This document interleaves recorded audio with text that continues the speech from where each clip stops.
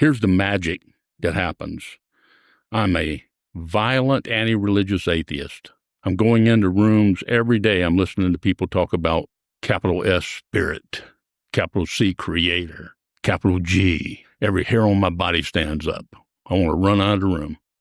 I'm that kind of atheist. I start talking to the power of the universe, talking to him, start continuing to read that book with him. And I walked in the room one day and they were having an 11th step meeting and they were all talking about God, right? And they were all talking about their experience with higher powers. And for the first time in my life, I listened and all the hair didn't stand up on my body. And for the first time in my life, I realized that they were talking about an experience the same as I was having an experience with the power of the universe. And the first time in my life, I realized that we had shared experience.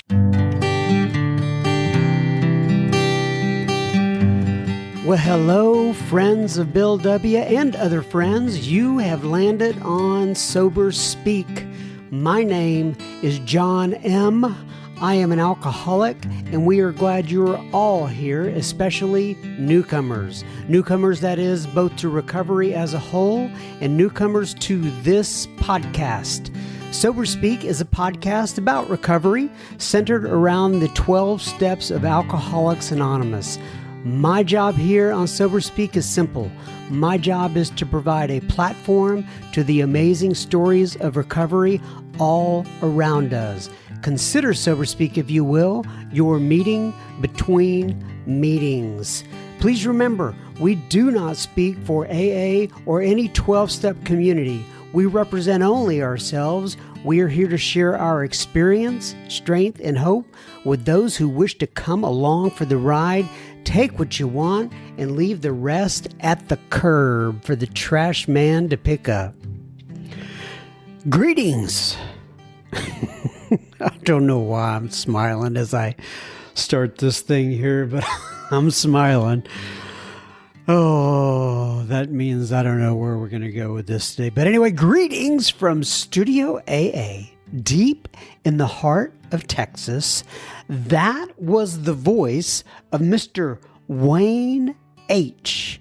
that you heard at the beginning of this episode, and you're going to hear so much more from Wayne in just a moment. But first things first, this here episode is brought to you by, episode number 395 of Sober Speak, by the way, is brought to you by Ray, Kate, David, and Scott. So you ask yourself, what exactly did Ray, Kate, David, and Scott do to deserve such a mention on this particular podcast right here? Well, they went to our humble little website, www.soberspeak.com. They clicked on the little yellow donate tab and they made a contribution. So thank you so much, Ray, Kate, David, and Scott. This here episode is coming right out to Ewan's. Okay, part of why I was smiling is because I was starting. It's very late in the afternoon here. And we have a gentleman. I love him to death. His name is Popeye. And Popeye. And he's from Brazil, I believe. Yeah, he's from Brazil. And he comes by and he's a great guy, does our lawn. And I was out there talking to him earlier. And so anyway, but he was kind of finishing up his business here. And I was, so it's kind of hard to explain how my house is, but if you look in the window, you could see me and what I'm doing. I don't know that there are many people who would want to see all that, but in order, my kind of pregame here for the podcast is for me to, and I've talked about this before, but I raised up my hands to the heavens and I just asked God to put me in the particular space I need to be and to say the things that I need to say. And I was thinking, if he looks in here and sees me with my hands raised up and my chest out like this, he's going to, he's going to think, what a holy roller we have here. What is this guy doing? I'm not sure if I want to do additional work for this guy, but I guess he respected my privacy, and he um, just went about his way.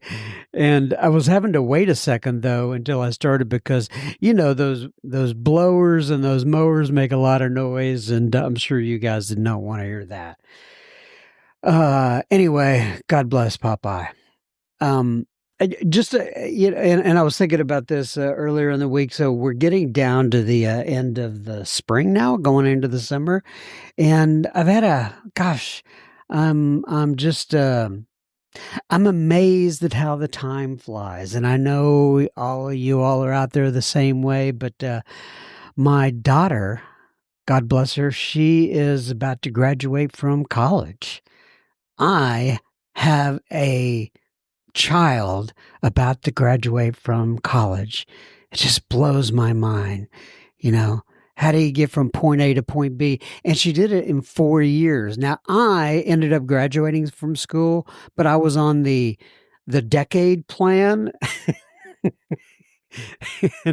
and I almost made the decade plan, but I had to go a little over that because I was out writing my story. I noticed that I'm about 10 years behind all these various events for things that happen with people that I graduated from high school with. And so anyway, but she's about to graduate. My son, who goes out to who attends school at Texas Tech in Lubbock, Texas, is about to come back for the summer, and we're looking forward to having him here. And by the way, shout out to any of those of you who are listening out there in the Lubbock area. Shout out to you guys. I know that there's a quite a recovery community out there, and I'm glad that you guys are out there. In fact, I'm able to hit meetings when I go out there to Lubbock to see my son. But nonetheless, all right, let's get into the episode of the week. Is that how we say it? No, something like that. Oh my goodness. I think I lost what I needed to have here. Hold on. I got my stuff from Mr. Wayne H. Okay, here it is. Mr. Wayne H. I love Mr. Wayne. He has been on the podcast in the past. This one, and he is from Frisco, Texas, and we're calling this one, I'm That Kind of Atheist. And this was recorded at what we call the Tri-Cities event here in North Texas. It's where a speaker comes in on a quarterly basis. The Tri-Cities committee is kind enough to let me come in there and record the speaker. But I do want to give you a little bit of a peek behind the curtain on this one. Something doesn't sound right.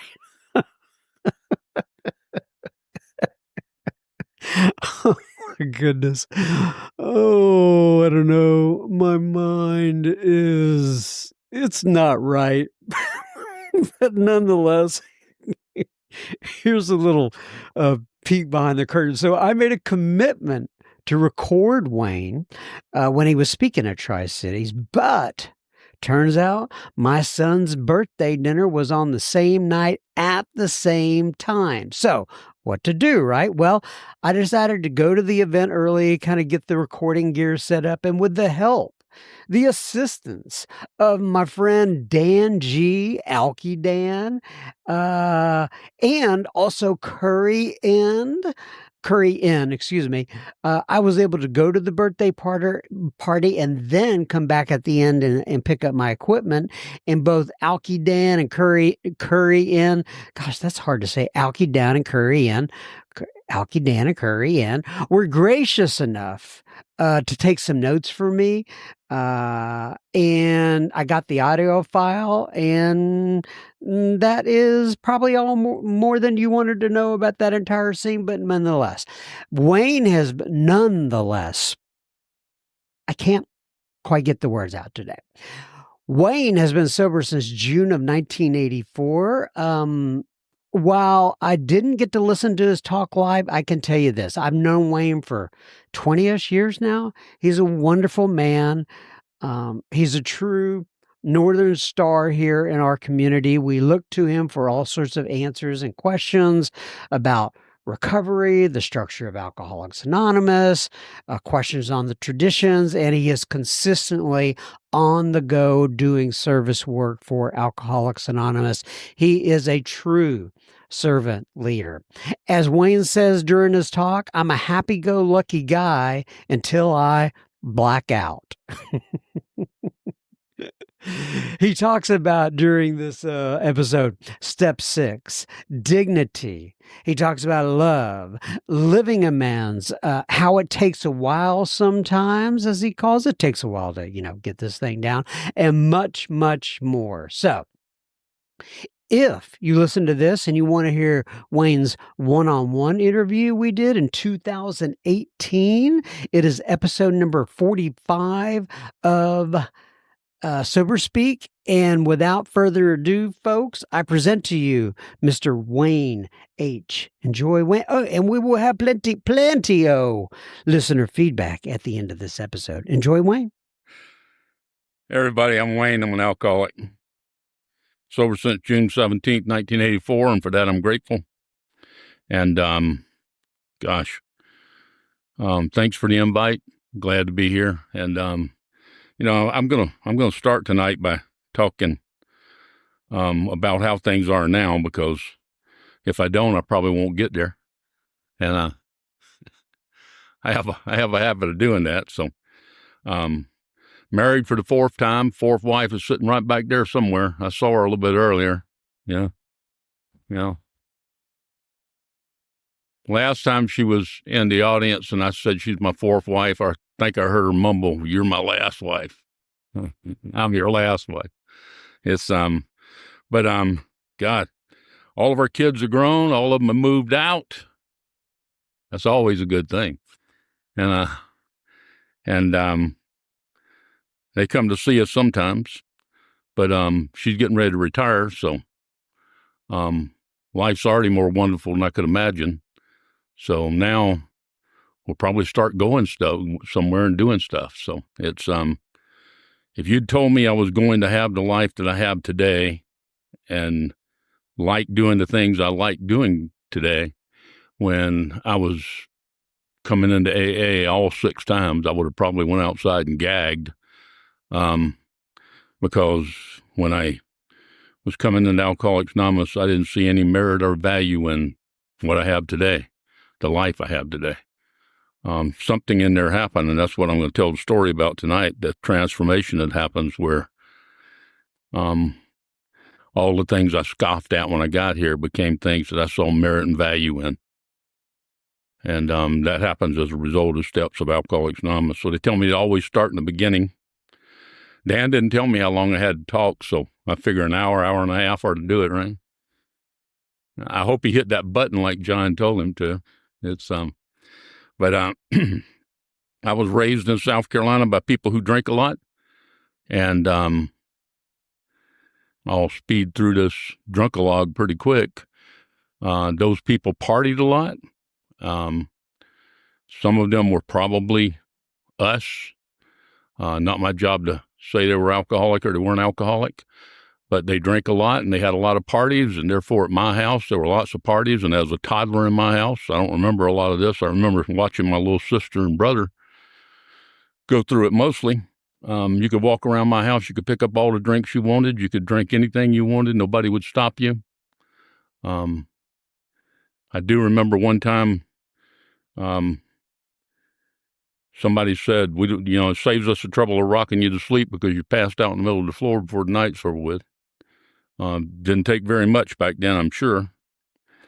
But the thing that happened, one of my earliest memories is about 5 years old, I picked up a drink to drink it, and they took it away from me, and they told me booze was for grown-ups. And,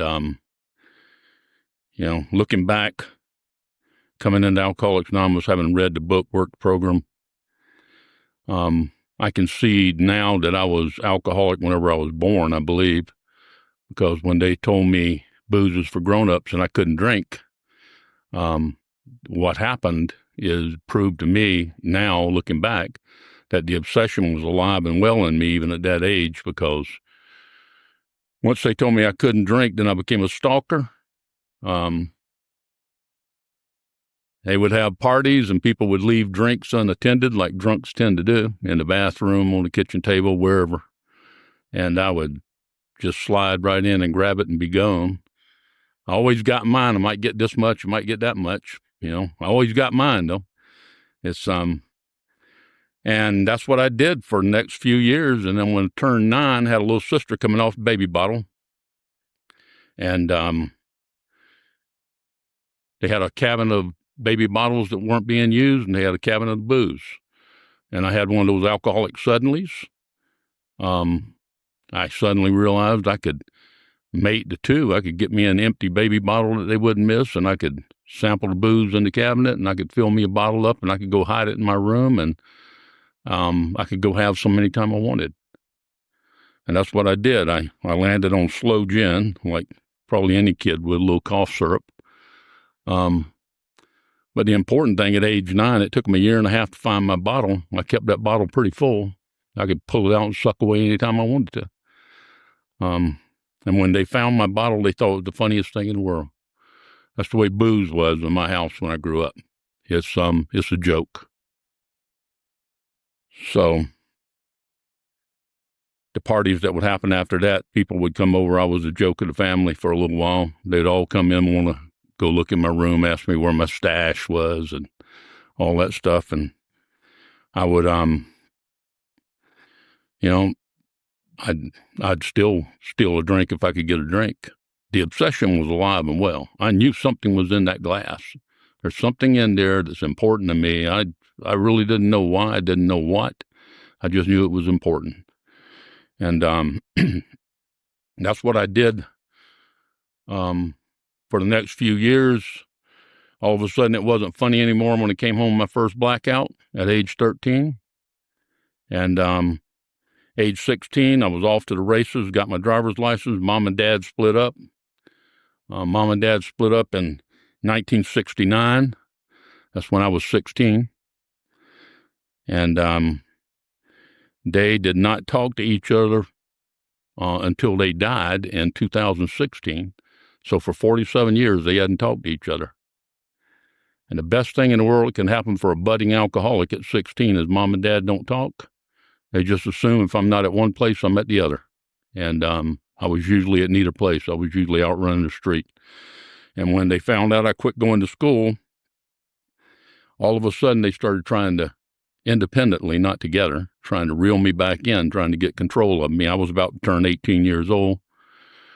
I'd met this little girl on the street out doing what we do, and she was about to turn 16, and she and I were being caught in compromising positions on a regular basis. So her mom was a single mom, and her mom's solution to the problem was, why don't y'all just get married? I told you I've been married 4 times. She was number 1.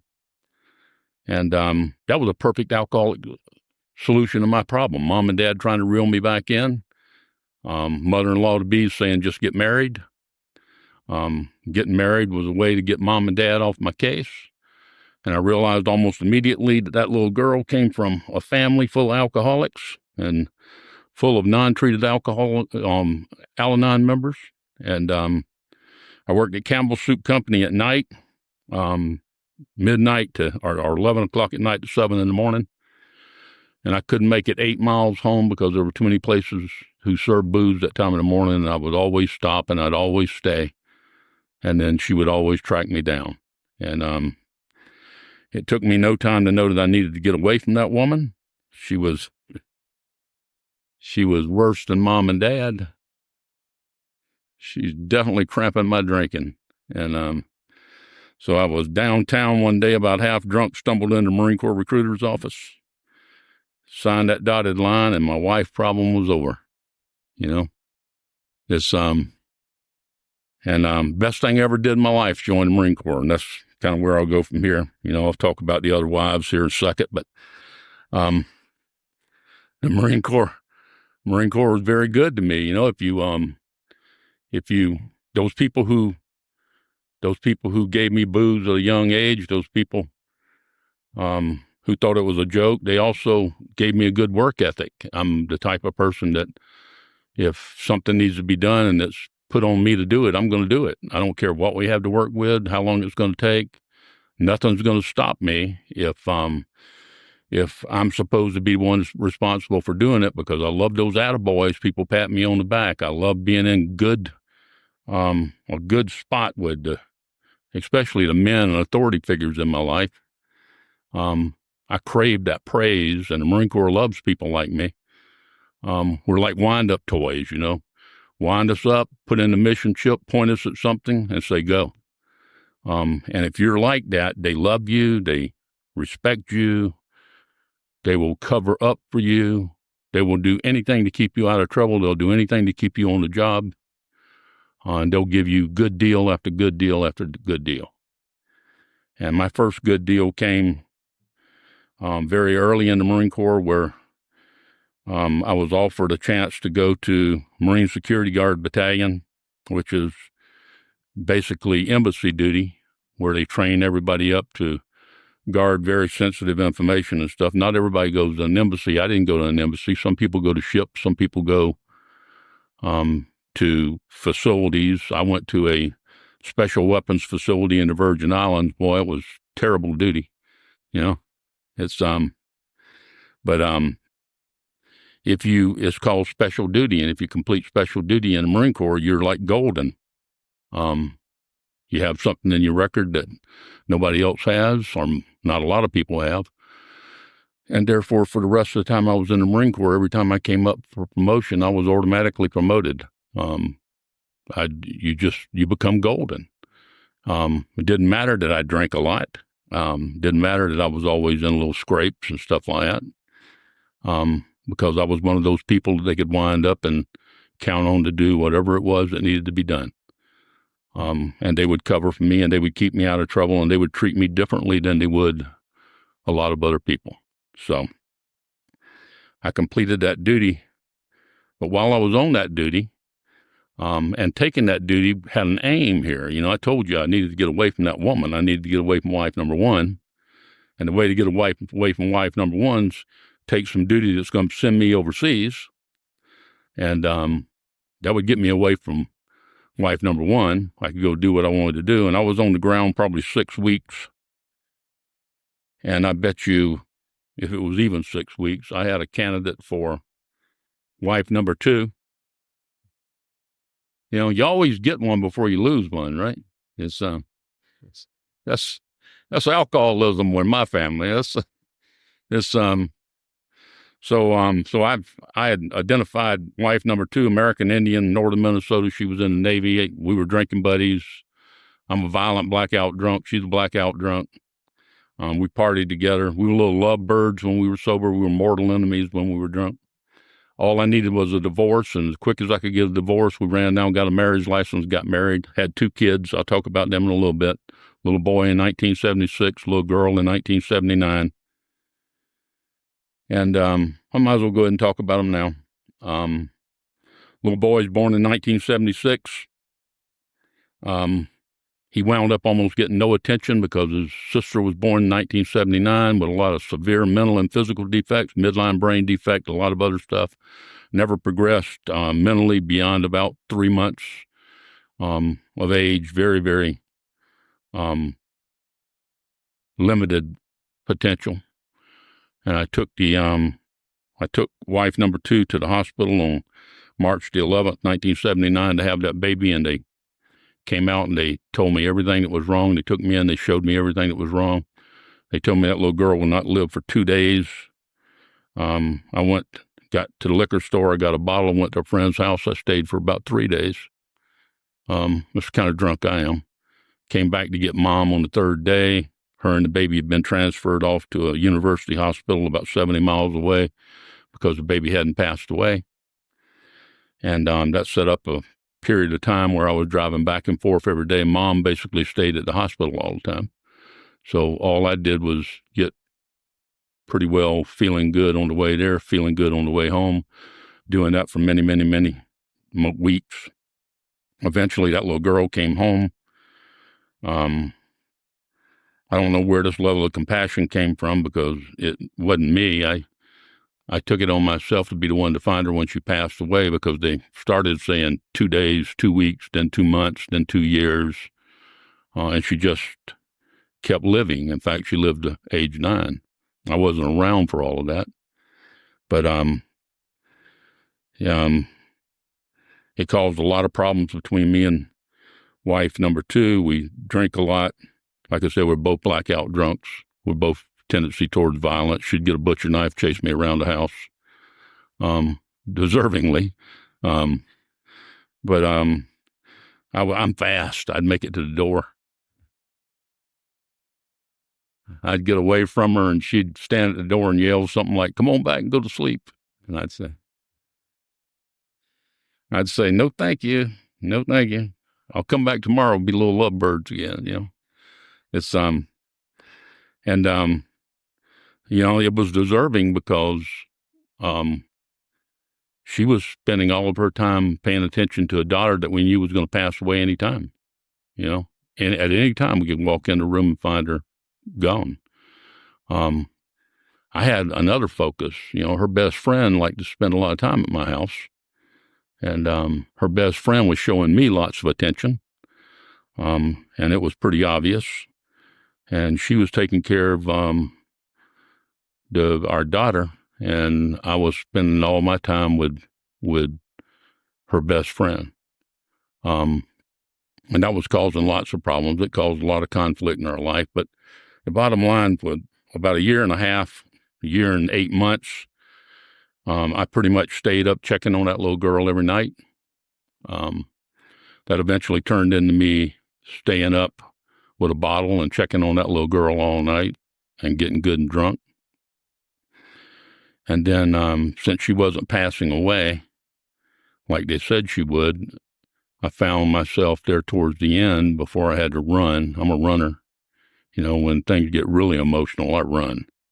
Now, on the Marine Corps side, if it's proving myself, boy, I'll die trying. But in a relationship where I'm supposed to have emotional lines and put people's welfare ahead of mine and do all the stuff you're supposed to do for the people that you, quote, love, I'm not emotionally equipped for that. So I was at the point where I was about ready to speed things up with that pillow. And it dawned on me my solution was probably to run. And what I do, I run with wife number 2's best friend, who become wife number 3, right? That's the way things work. Now, that is the epitome of selfishness and self-centeredness. I didn't know that until I actually wrote that stuff down, until I actually wrote it in a 4th step. I actually looked clearly at it. I talked it through with a sponsor. It was only then that I looked back at it and say, the level of selfishness and self-centeredness in me was so great that I was willing to kill my own daughter because she was inconvenient to me. I didn't like the way people looked at me. I didn't like the way people looked at her. I didn't like what people said. I didn't like, I can read minds, It's, so she had become a liability to me, and she was inconvenient, and my solution was to snuff her out with a pillow. And my alternative was to abandon this woman with a special needs child and a little boy that got no attention. And I chose to abandon her with those 2 kids. And that's probably one of the most selfish and self-centered things anybody can possibly do. I didn't realize that until I was sober in Alcoholics Anonymous, because I'd rationalized and justified, and it wasn't my fault. But wife number 3 was perfect wife. She would meet me at the door with a drink. Always kept booze in the house. We had lots of parties at my house. Kind of like being a kid again, parties at my house all the time. Her strategy as an untreated Al-Anon was that If there was plenty of booze in the house, people were always there to drink with me. We had parties and all this other stuff. Then somehow she would be able to control it and I wouldn't ramble. And we know that doesn't work for an alcoholic. I mean, she's got to sleep sometime. It's and the bottom line is it just didn't work, right? And so naturally we had problems. Now she never got in my face and called me a drunken bum and criticized me and all that kind of stuff unless we were really in a big fight. But she would we spoke in code almost. It's like we had lots of parties, so she would remind me on the days that we were going to have parties, there's a party tonight. And what that means in code is, Wayne, you can't be drunk at 6:30. And I wasn't very good at that. But most of the time I was. See, it's here's the way I drink. I'm a violent blackout drunk. I'm the happiest guy in the room. Everybody loves me, pat me on the back. It's a party, right up to the point to where I'm not a happy guy and I'm not getting patted on the back. And all of a sudden, I'm trying to hurt the very people that I'm supposed to be friends with. And up until that point, I'd been exploding on people out there. And this is the way the Marine Corps covers for me, is I'm constantly in a scrape. I'm constantly being picked up for fighting or doing something where the civilian cops get me, they turn me over to the military cops turn me over to my command. And then because I'm one of those star performers by day, a lunatic by night, they like star performer in day, and therefore they cover up for me. Now, there's another component to this. I told you they gave me the special duty stuff, the special weapons unit, these advanced weapons, and I completed that, and I'm golden.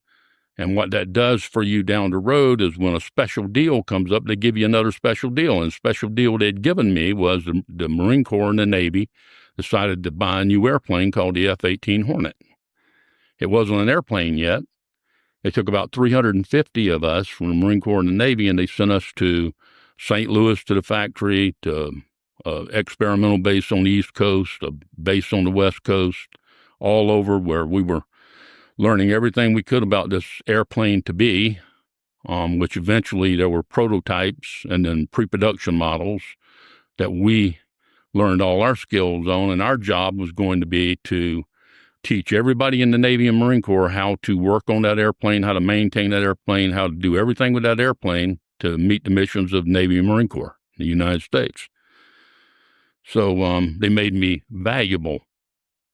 Two things you never make a drunk. You never make a drunk special, and you never make a drunk valuable. You make me special and valuable, I will wear you out. And the way I wore them out is I'm constantly in trouble and constantly being handed over to the MPs, and the MPs call my command. My command runs right down and gets me, take me home or take me to the barracks or take me somewhere. The next day I go in and get chewed out.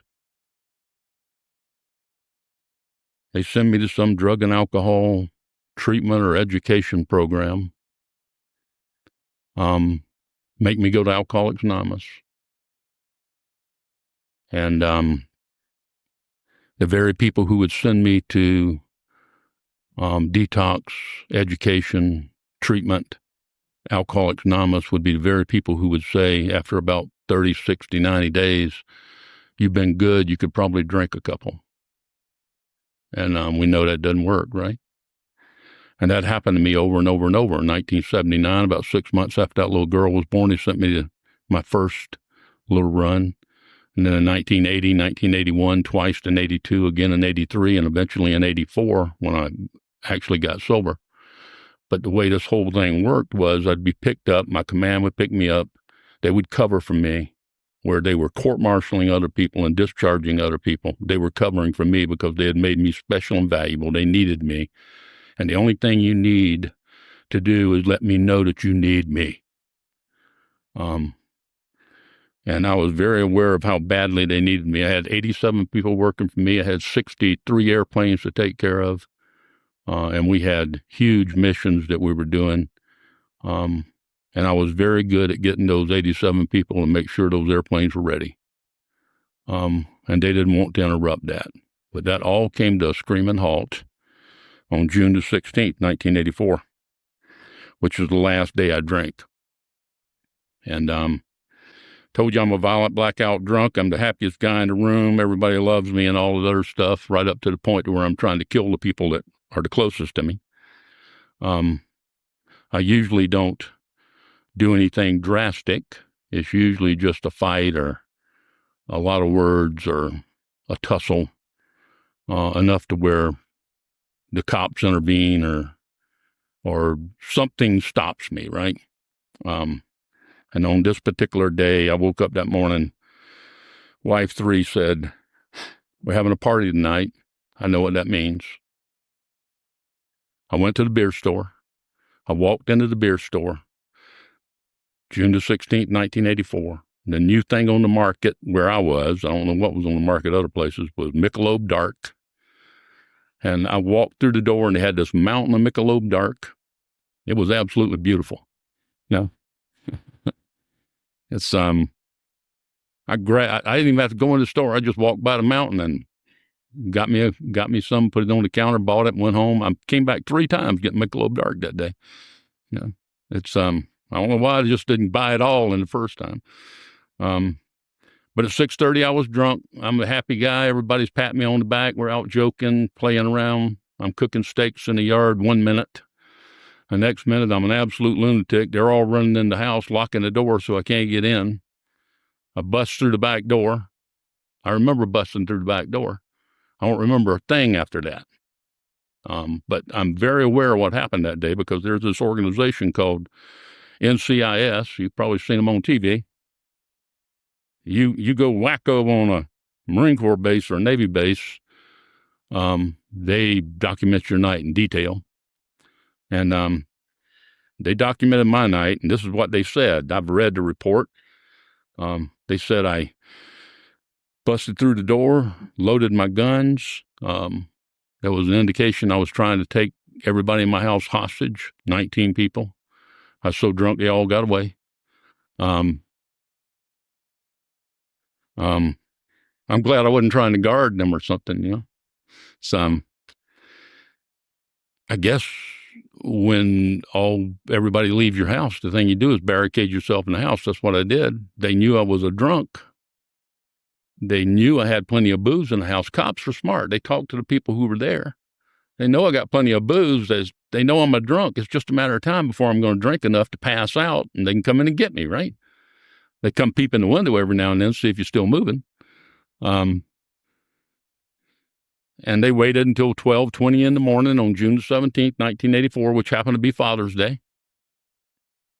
And they came in my house and got me, and they took me down, interrogated me, showed me pictures of people that got hurt and all the kind of stuff. And it was very, very disappointing to me that my command did not run right down and get me.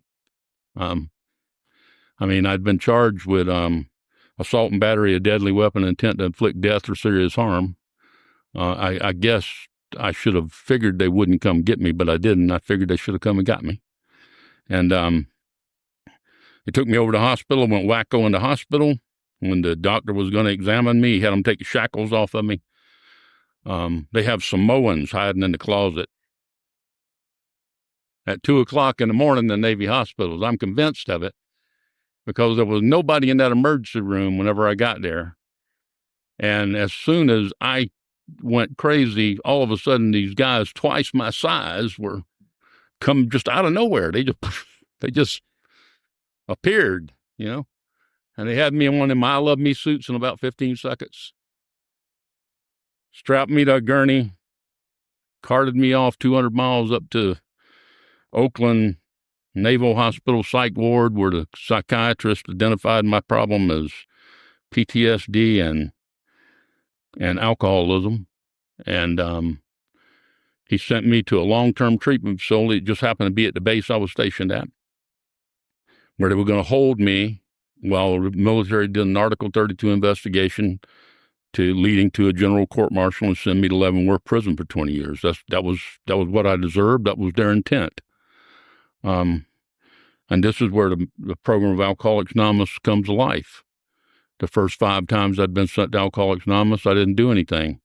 I was there to get the heat off. I did the chicken dance. I'd do and say whatever I had to say. And this time I was burned the whole world down around me. Nothing was left. I knew what was going to happen to me.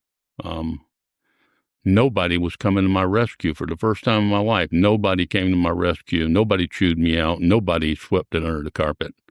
Everybody was focused on what I deserved and what I'd done.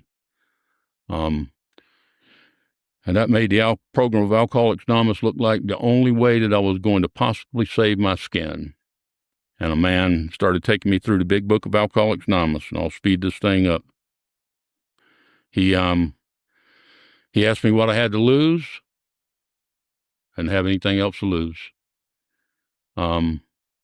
He asked me what I was willing to do, and I bet everybody in this room can tell me what the answer was. Anything. And he told me what anything is. We're going to read the big book of Alcoholics Anonymous together. You're going to read the words on the page, consider the point that's being made by the writer, not what your head says. Apply it to yourself if you can, and discuss everything with me. Gave me an assignment, came back the next day, I hadn't done it. He opened up the big book of Alcoholics Anonymous. We started reading a paragraph at a time. At the end of every paragraph, he would ask me what I thought, what I believed, what I knew. And a lot of times I'd have to go back and read the paragraph a second time because my mind would be talking to me while I'm trying to read, and I wouldn't remember a thing that I read. So the second time I'd pay attention, and he would listen to me tell him what I thought, what I believed, what I knew, and then he would tell me the perspective of Alcoholics Anonymous, what it meant in the program of Alcoholics Anonymous. And then he would share with me his experience with whatever the topic matter that we had just read was.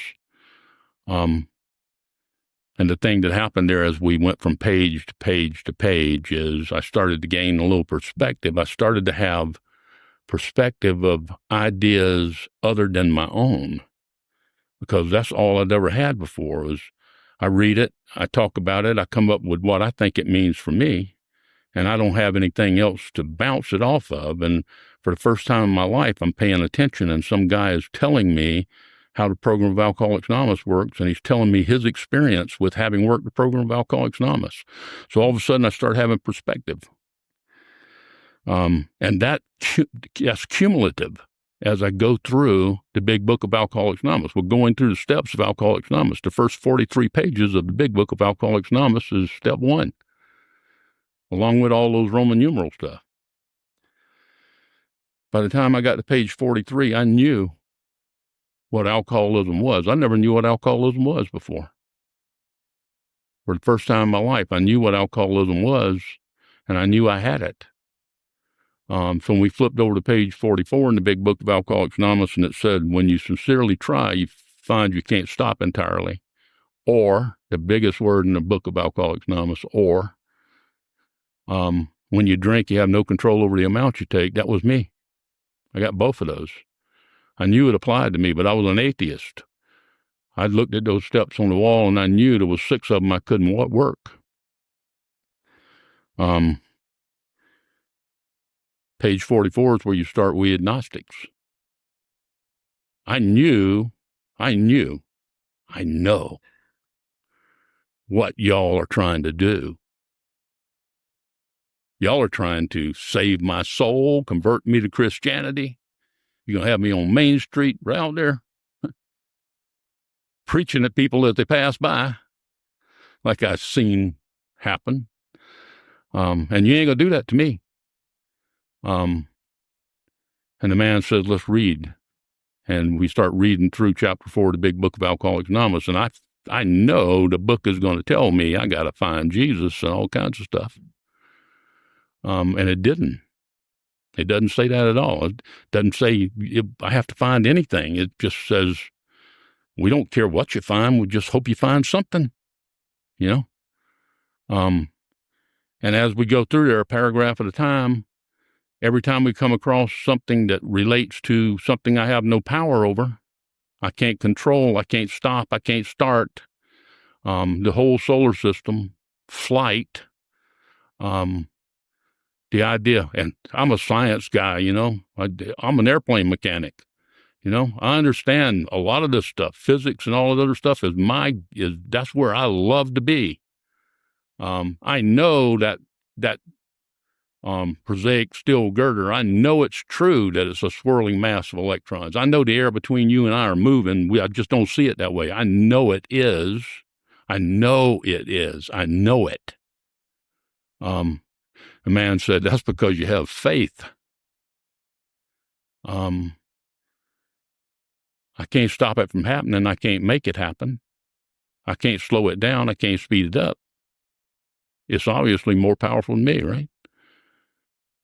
Gravity is more powerful than me. Thrust and a little shape of a wing giving lift is more powerful than me. It overcomes gravity. And on and on and on. That book is full of stuff that were higher powers, right? So we get to the end of chapter 4. The man says, got a whole list of things that you have no power over that are more powerful than you. Pick one and talk to it. He didn't say pray, because that would have set me off. I couldn't pick one, so I just landed on one of the phrases in the book, the power of the universe. And I'd go talk to the power of the universe, and I'd wise ass, I'd say, what do you want me to tell it? He'd say, tell it your problems, ask it for help. That's what I did.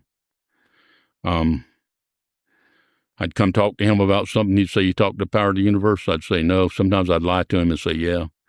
But he'd say, go talk to the power of the universe. Come back and see me. I go talk to the power of the universe, and by the time I came back to see him, the problem wouldn't be nearly as big as it was when I came to him the first time. And here's the magic that happens.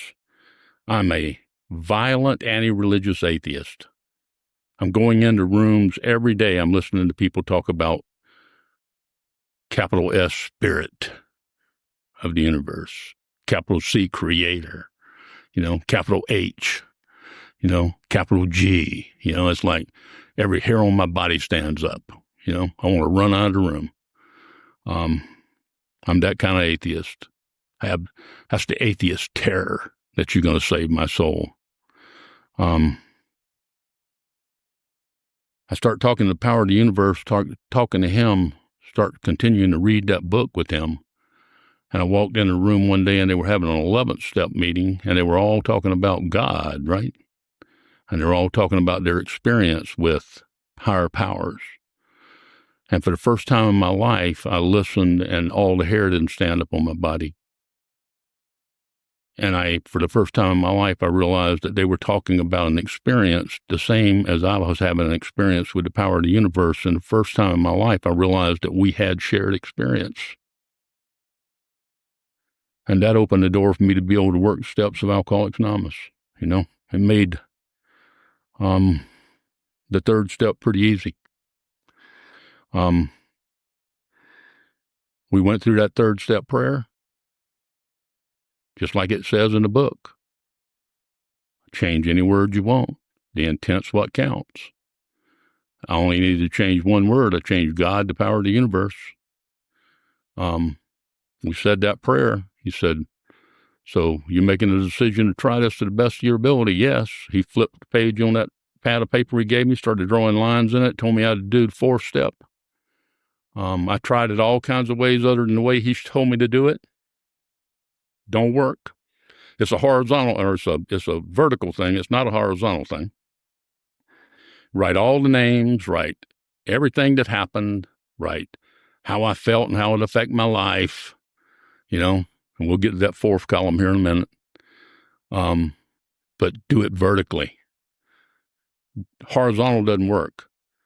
Rotten person number 1, what they did, how I felt about it, and how it affected my life. And now I'm supposed to write about rotten person number 2. I'm thinking about rotten person 1 to 9:30 tonight. It ain't going to work.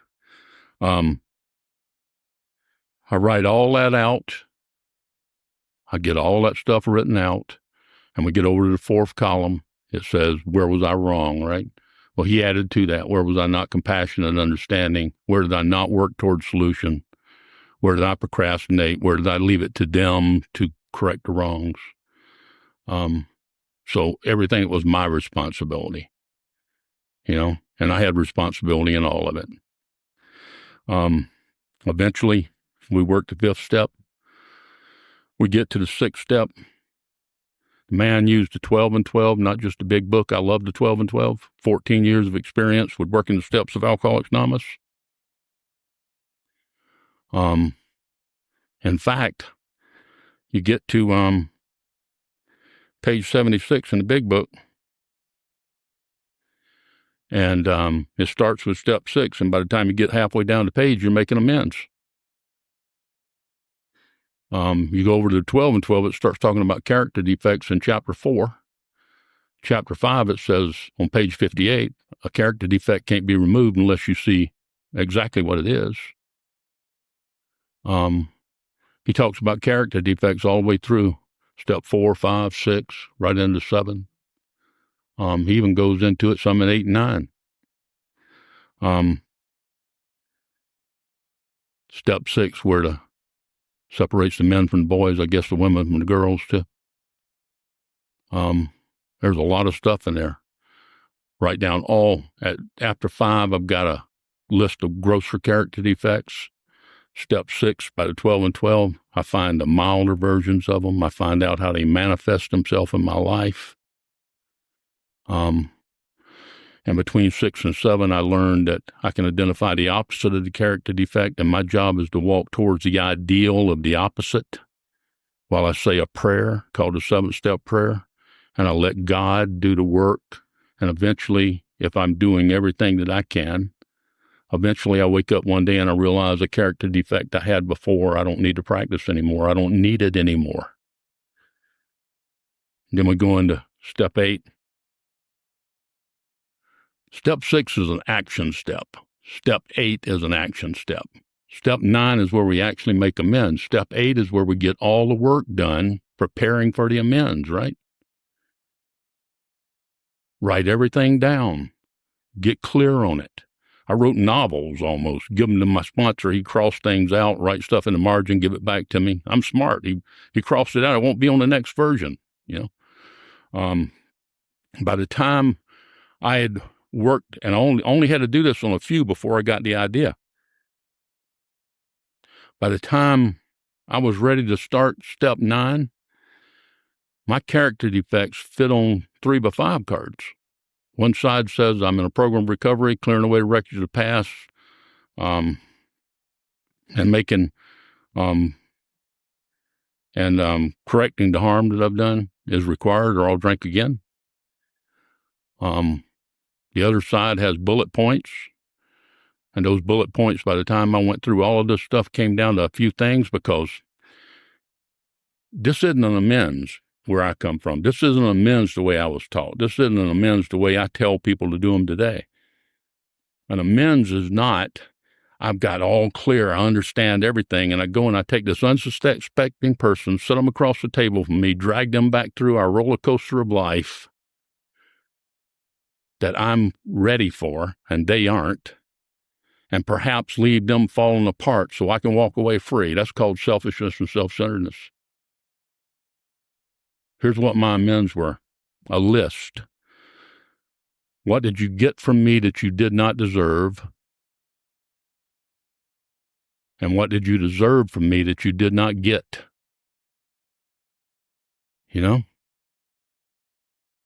That's all about what I did. I harmed you. I did things to you that you didn't deserve. You deserved things from me that I didn't live up to. As a human being, you deserve certain things, and I didn't give them to you.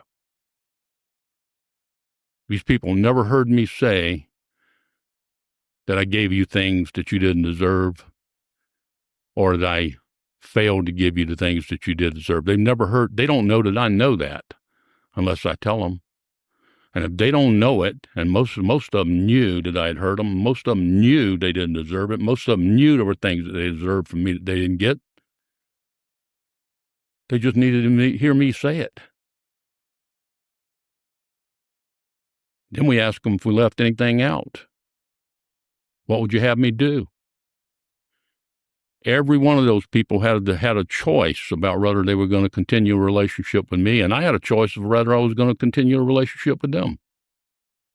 When we made those amends, there's some people that I made amends to that I have never seen again because I don't want or need them in my life.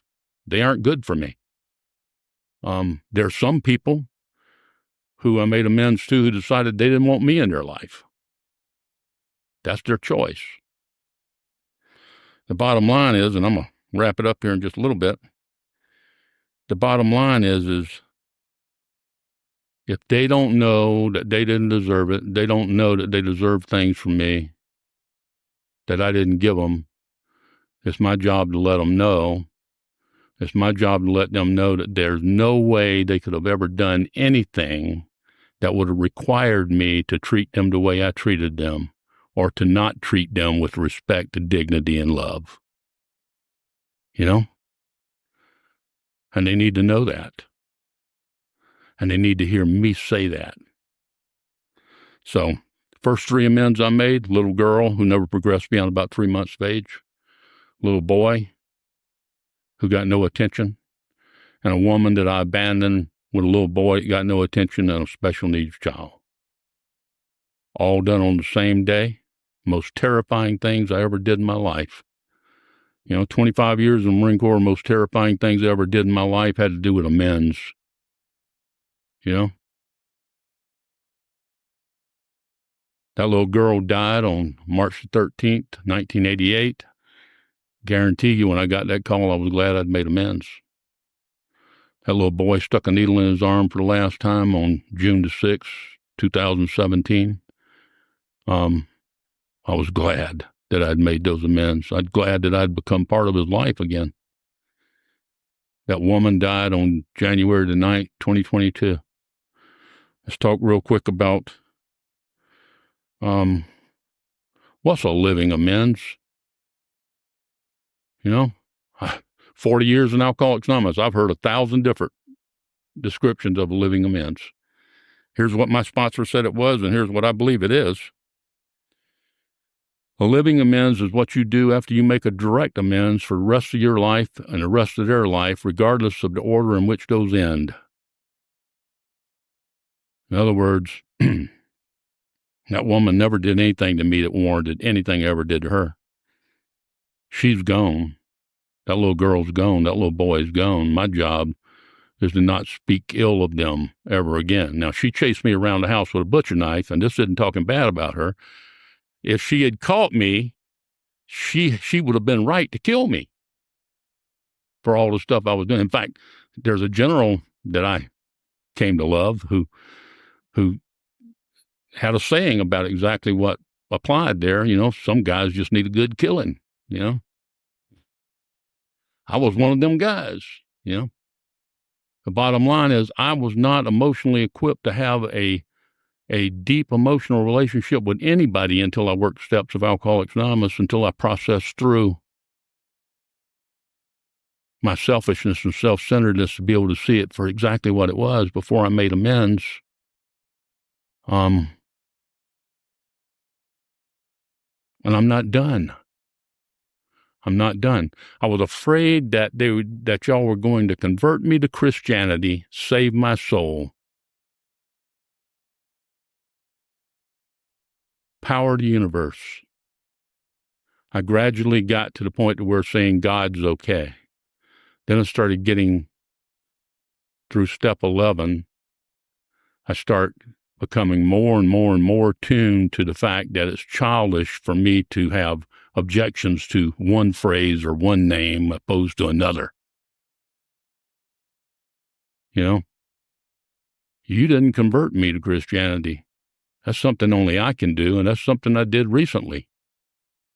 40 years in the program of Alcoholics Anonymous. Sometimes it takes a while. It doesn't matter how long it takes. It doesn't matter how long it takes, but it matters that you improve your conscious contact with God. And I've stood up here and I've talked about one legacy of the program of Alcoholics Anonymous. Alcoholics Anonymous has 3 legacies. I was lucky enough to be sponsored by a 3 legacy guy who took me through all 3 legacies of the program of Alcoholics Anonymous in the first year of sobriety. Year and a half.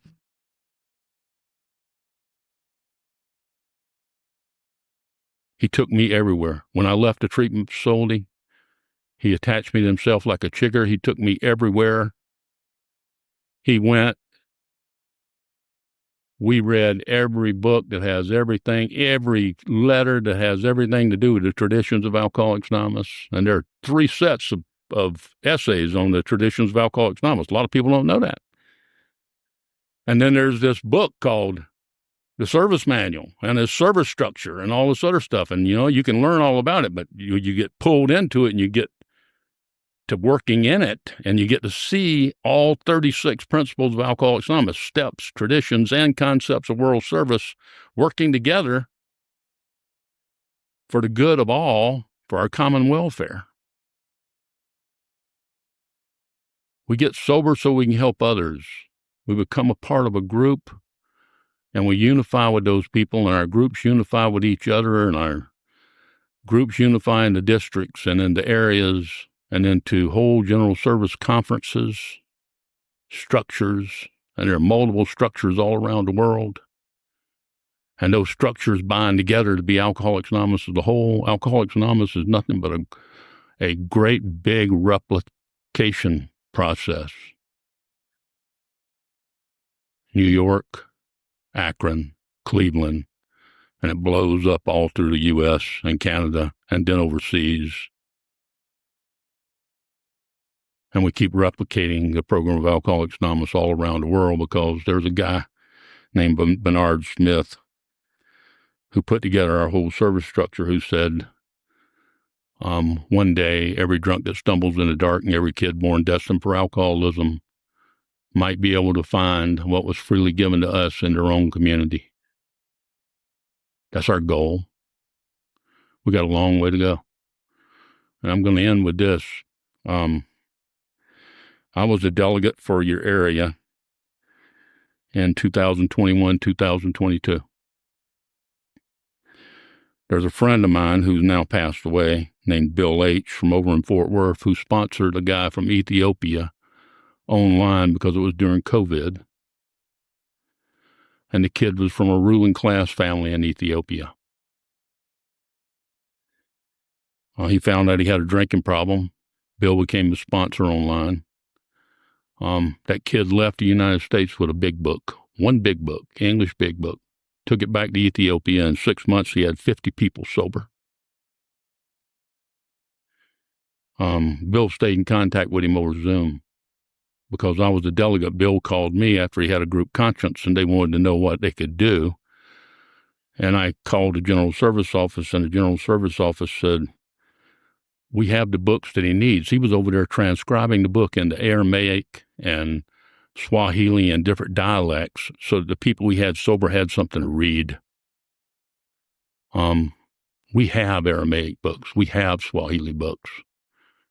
And they packed up books and sent them to this guy who has 50 people in Ethiopia sober. Me and Bill used to call him the Bill Wilson of Ethiopia. Yeah. It's never been a meeting in Ethiopia before. We have one now. One drunk talking to another drunk, and that drunk talking to another and another and another. And miracles in Alcoholics Anonymous still happen today. In fact, you sponsor a guy and you don't really know a lot about how many people they sponsor. I had somebody come up to me tonight and say, hey, you're a sponsor of a guy who sponsors my guy and I'm his sponsee. And we all came here today because we heard you talking. Never met him. He never met me. Alcoholics Anonymous is full of miracles, and we never know the guy that we talk to today, if he'll be the Bill Wilson of Ethiopia or somewhere else. And with that, I'll shut up. Thanks. Let me share.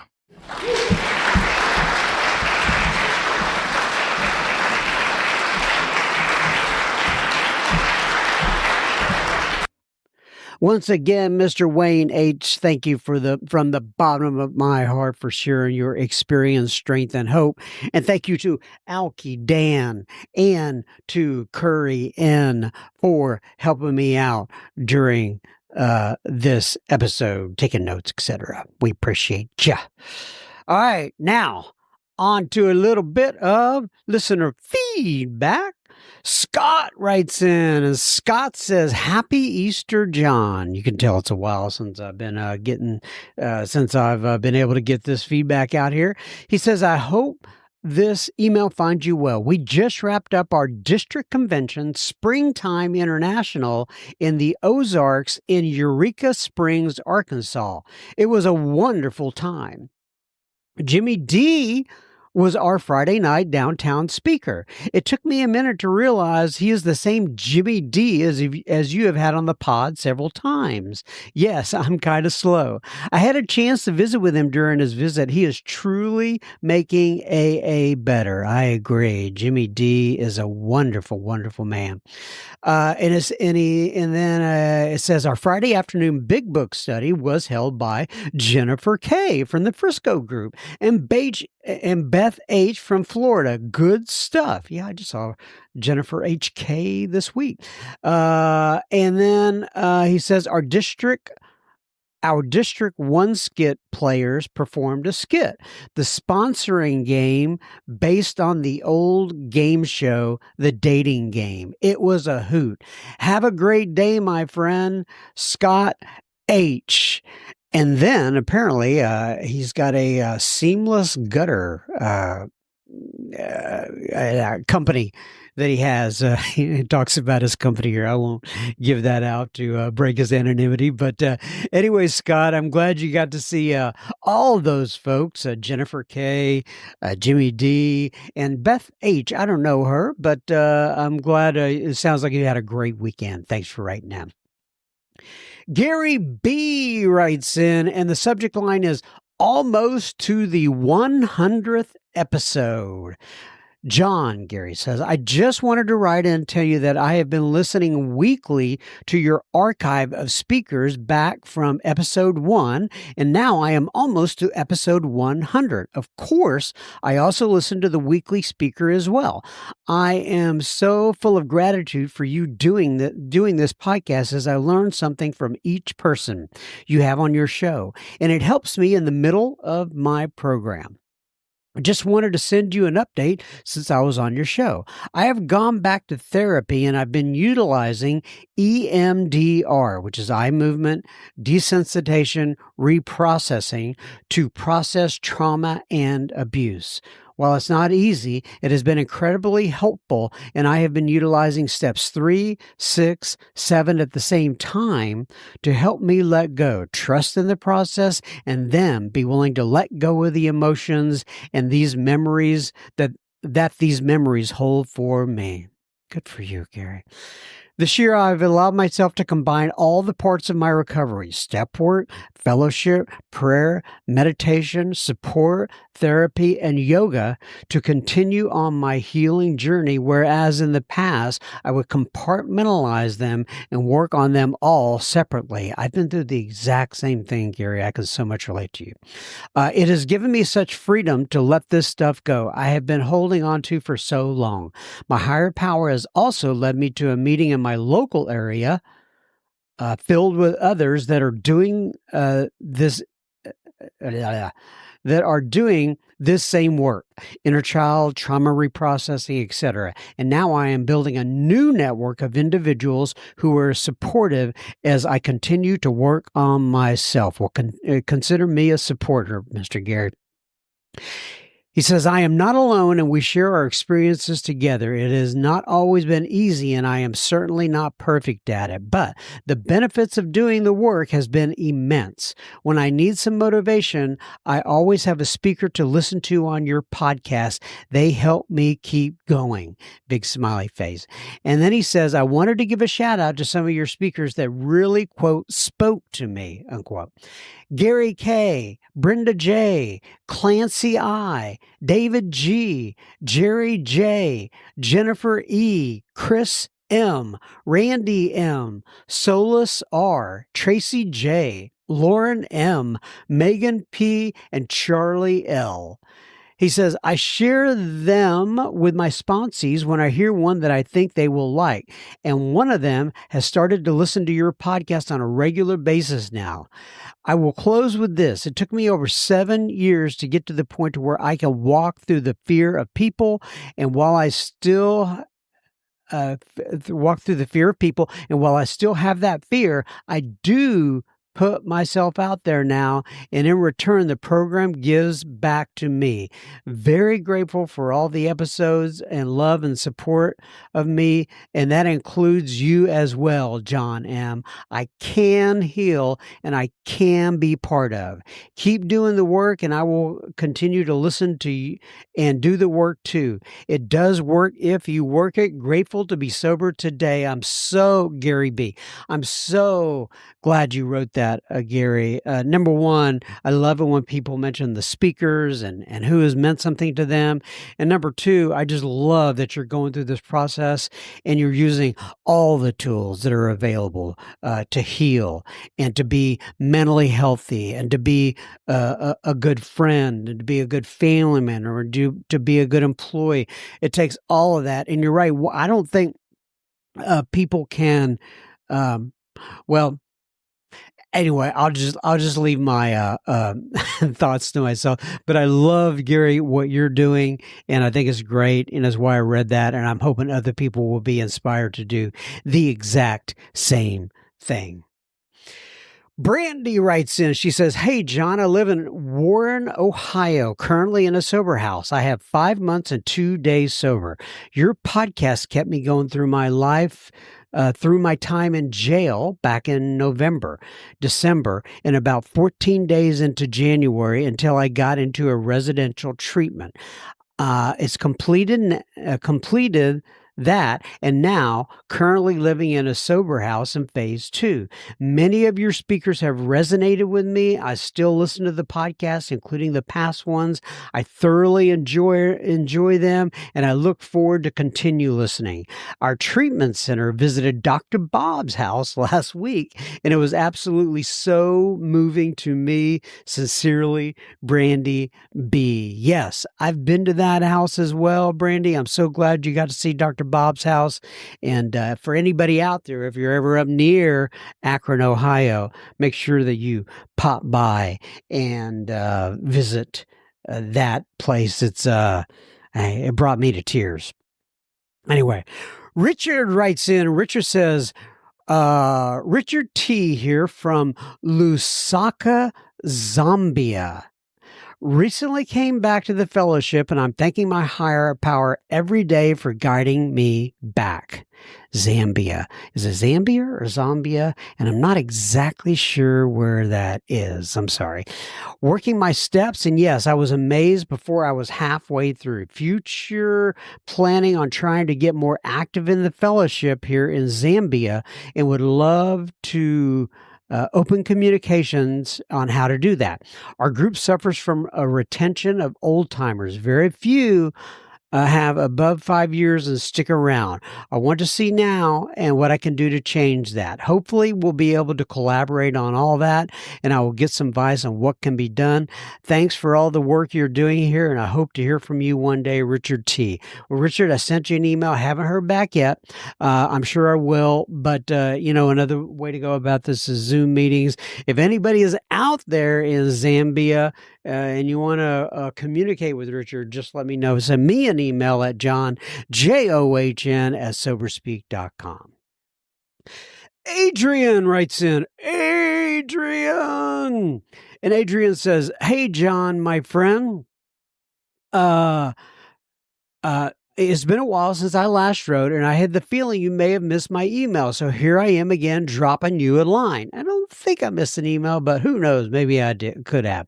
Anyway, Adrian says, I almost forgot to mention I'm still an alcoholic. I'm still listening to your podcast again and again, daily, usually at night before falling asleep.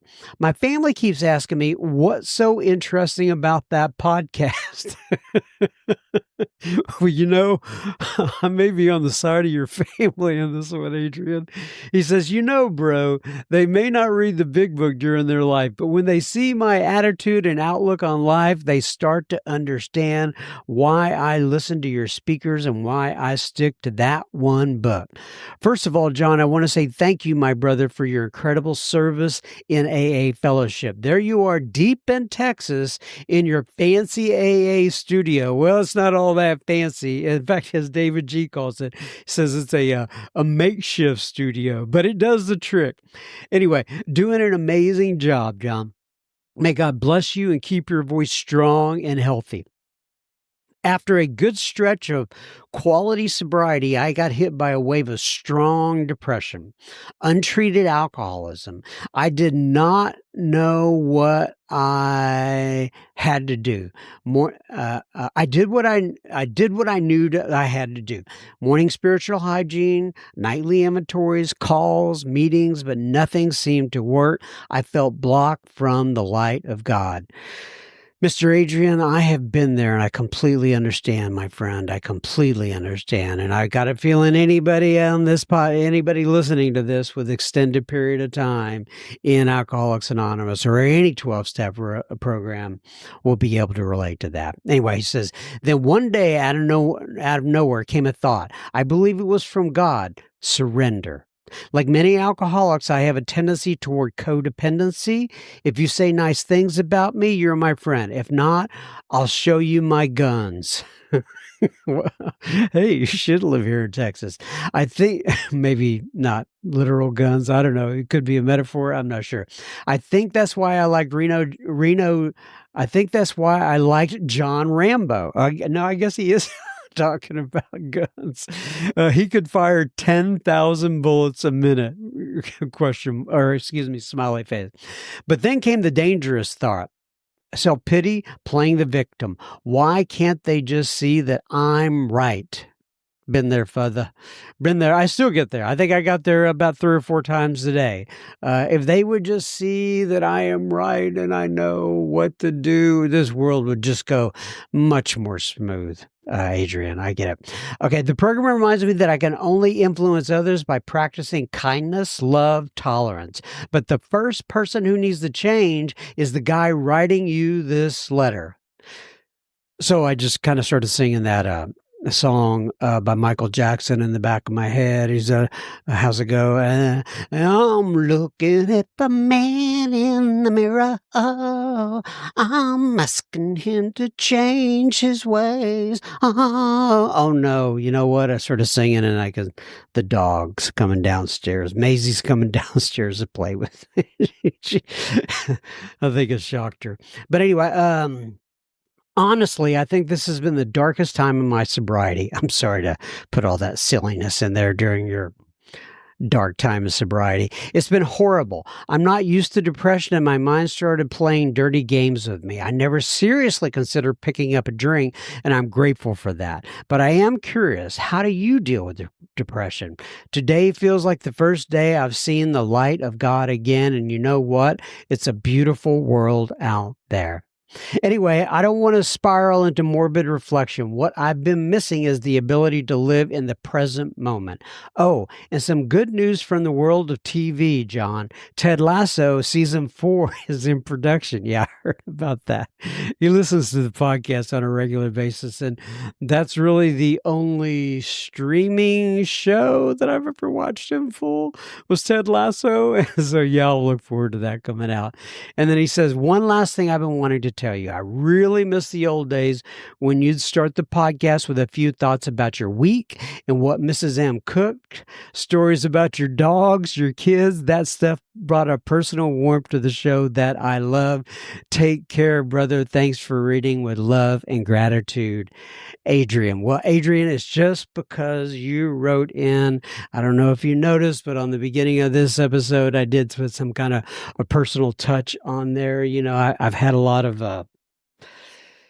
feedback regarding my personal touches. Some like us, some don't. Sometimes I'm in a hurry and I don't take time to really kind of think about what I want to say. And, but today I went ahead and did that. And thank you for writing that. It did prompt me to think about that a little bit more. I appreciate you, my friend. And then finally, Scott writes in and he says, so Scott wrote in with a contribution and I wrote thank you back. And this is what he said. He says, "Hey, John, it's my pleasure to contribute to the podcast." And then he says, actually, there's a story behind it. And so I wanted to read this. He says, "I've been listening to your podcast for a couple of years, and the thought of donating had never occurred to me. And once again, I want to tell people out there, if you're listening to this, donations are fantastic, and they're always appreciated, but never, ever expected, right? I will say this, if the Spirit moves you and you want to do something like that, you can. If not, no big deal. I'm just so glad you're listening in. And then he says, okay, I have been listening to your podcast for a couple of years, and the thought of donating never occurred to me. I mostly listen at work. I am so situated that I can listen to earbuds all day. I can listen to I don't think what he means is have earbuds on and listen. So a couple of weeks ago, I'm listening in and you started talking about the donations. Now, I knew, or at least figured, you were not trying to make money off the deal. That's correct. But this time you mentioned the various costs involved in putting out a high-class podcast like yours. Wow, I don't remember when I mentioned this. This must be one of the much older episodes. But anyway, he says, you mentioned the licensing, the software, of course, the hardware and other necessary items. And at that very moment, I realized I get something out of nearly every episode of the podcast. I am going to get something. Then it is my if I'm going to get something, it is my responsibility to give something. There are many financial amends I will never get to. Hey, you know what? I went through that exact same thing, Scott. In fact, my sponsor told me, he said, wherever you go to church or wherever you, whatever sort of organization that is, like a charitable organization, whatever moves you, right? Give to that. And I did the exact same things. So anyway, he says, so in a sense, this is my opportunity to pay back all those times when I intentionally tried to get something for nothing. Moving forward, this will be a monthly donation.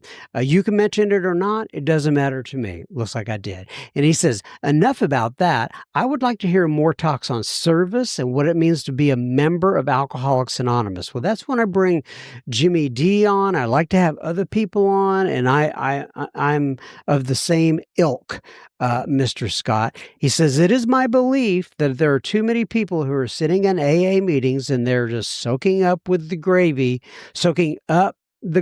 without doing any cooking. I've never heard it put that way. He says, I see it in my local group. We have 26 meetings a week, and only a handful of us are holding service commitments, with only 2 or 3 having commitments above the group level. My bad. I've gone on and on. I hope you have a safe and sober rest of your week. As a side note, I am on our district skit team where we put on comical skits relating to the traditions, sponsorships, and other sobriety issues. Now that sounds like fun. He says one of our players was in a bad car wreck last week, and on her way to our conference, her name is Becky, and she broke her back and sternum. Prayers would be appreciated, Scott. Well, God bless you, Becky. If you're out there listening, my prayers are going to you right now. You can't see me, but I have my hands up, my hands in prayer position and my eyes closed. And God bless you for whatever you're going through. I hope that you're healing quickly and safely.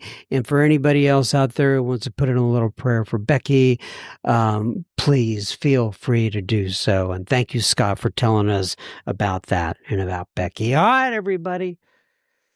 That right there is another episode. What is it? Episode number 395 in the books. Once again, if you want to reach out to me, you can. I'm at John, John, at soberspeak.com. If you want to follow us on the Instagram, it's at @soberspeak, all one word. If you want to be in the super secret Facebook group, go to your Facebook application, search up Sober Speak Secret Group and ask for admission into the group, and we will get you on in there. Keep coming back. It works if you work it. I take this 1 week at a time. I hope to be back next week, visiting with you folks. And may God bless you and keep you until then. Love you guys. Thanks for listening in. Bye-bye.